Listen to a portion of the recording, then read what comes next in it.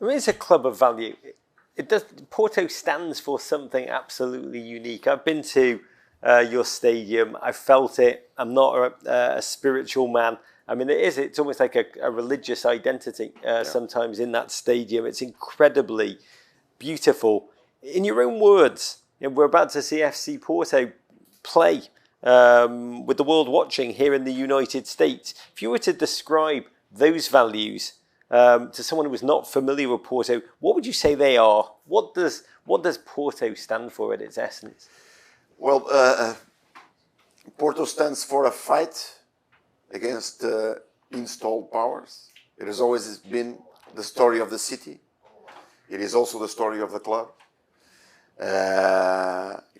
Some people call it the second city syndrome. We don't see it like that. We see values on our roots, on the way that people show pride for their colors, and on the way that you see people in the streets dressing a Porto shirt. So those are things that have passed on very strongly from generation to generation, from grandfathers that take their grandsons into the stadium. And this is something that is very felt strongly in the city, and we try to instill those values. So we are a members club.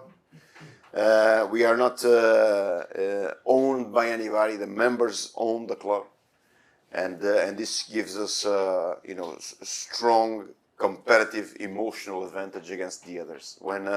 I think when you are owned by someone else that doesn't know the values of your club and just uses it as an instrument to raise money and create value, you are extremely business oriented. You are a genius business oriented man, but you will never understand what are the values of your club. And this is something that we feel as a competitive advantage going into the games. I've got to say, I've always been so drawn to Porto. That fight against power is a beautiful, beautiful way of framing it. It is a club with true soul in every single way. And Americans watching this, if you do find yourself in the proximity of the Iberian Peninsula, it is bucket list to go and spend the night at that stadium with that fan base. I just want to thank